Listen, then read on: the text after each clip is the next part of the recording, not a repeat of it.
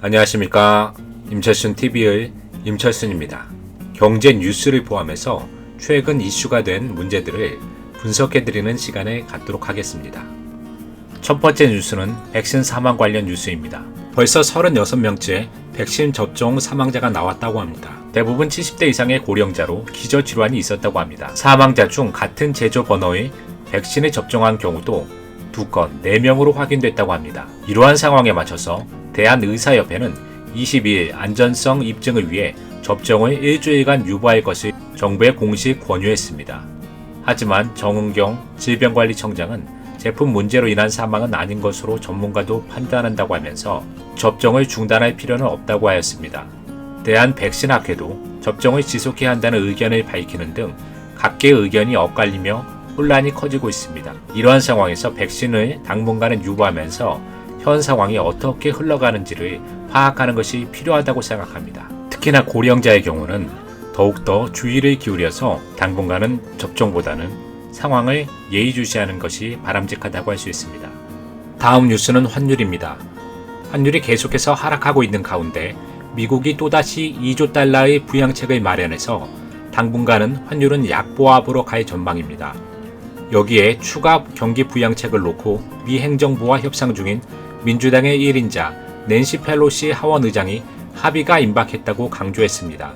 펠로시 의장은 22일 기자회견에서 2조 달러 약 2,300조 원 안팎의 추가 경기 부양책에 대해 협상에 진전이 있고 양측 모두 합의를 원한다고 믿는다고 말했습니다. 하지만 지방정부 지원 등 몇 가지 쟁점에 대해서는 아직 합의에 이르지 못했다고 말했습니다. 11월 3일 대선 전까지는 처리 불발될 가능성이 크지만은 이러한 법안은 합의될 가능성이 매우 크며 이것은 엄청난 양의 양적 완화를 계속해서 유지할 것이라는 것이 지배적으로 보입니다. 이렇게 된다면 환율이 계속해서 약보합으로 갈 수 있습니다. 미국이 한국보다 더욱 재정 지출을 해서 내수를 살리겠다는 의지입니다. 과거 미국의 양적 완화는 자국보다는 다른 나라에서 인플레이션을 발생시켰는데 이제는 내수를 살리기 위한 방책으로 돈을 풀어낸다면 전체적으로 현금에 대한 가치는 더욱 떨어질 수 있습니다. 국내에서도 현금의 가치가 하락되고 부동산, 주식 등 가치가 여전히 유지될 가능성도 있음을 생각해 보셔야 합니다. 다음 뉴스는 경제 위기 관련 뉴스입니다.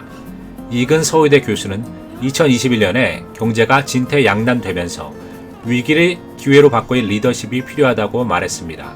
이 교수는 수출 주도형 한국 경제는 내수 확대 압력을 받고 있고 재정 지출이 늘어나면서 정부 적자가 증가되고 있다고 진단하면서 대외적으로는 중국과 미국의 갈등 속에서 한국이 어떤 선택을 할지 기로에 놓여 있다고 하였습니다.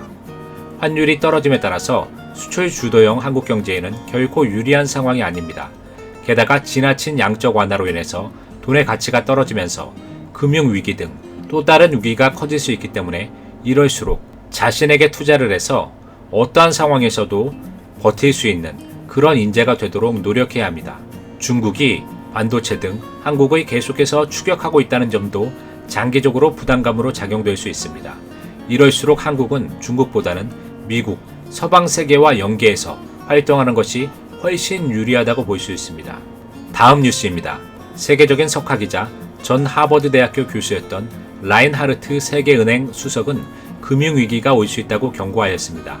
라인하르트 수석은 블룸버그 TV와의 인터뷰에서 이번 위기는 금융위기로 시작되지는 않았지만 매우 심각한 금융 결과 등 큰 경제 위기로 변모하고 있다고 말했습니다. 라인하르트 교수님은 제가 영상에서도 아주 많이 인용했던 분으로서 하버드대학교 케네스 로거프 교수님과 함께 경제 위기에 대해서 세계적인 권위자입니다.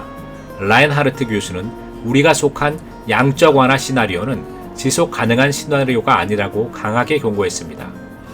양적 완화가 전 세계적으로 동시다발적으로 시행된다면 돈의 가치는 떨어지고 실물의 가치가 급등하는 현상이 벌어질 수 있고 은행, 카드사, 보험회사의 자금 수급 등의 문제가 되어서 금융위기까지 발생된다면 이는 도미노적으로 세계에 번질 수 있는 큰 위험을 가지고 있습니다.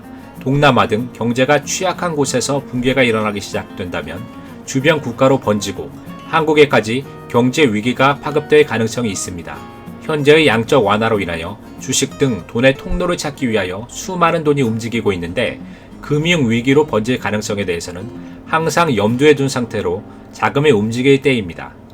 지금까지 임철순TV의 임철순이었습니다. 감사합니다.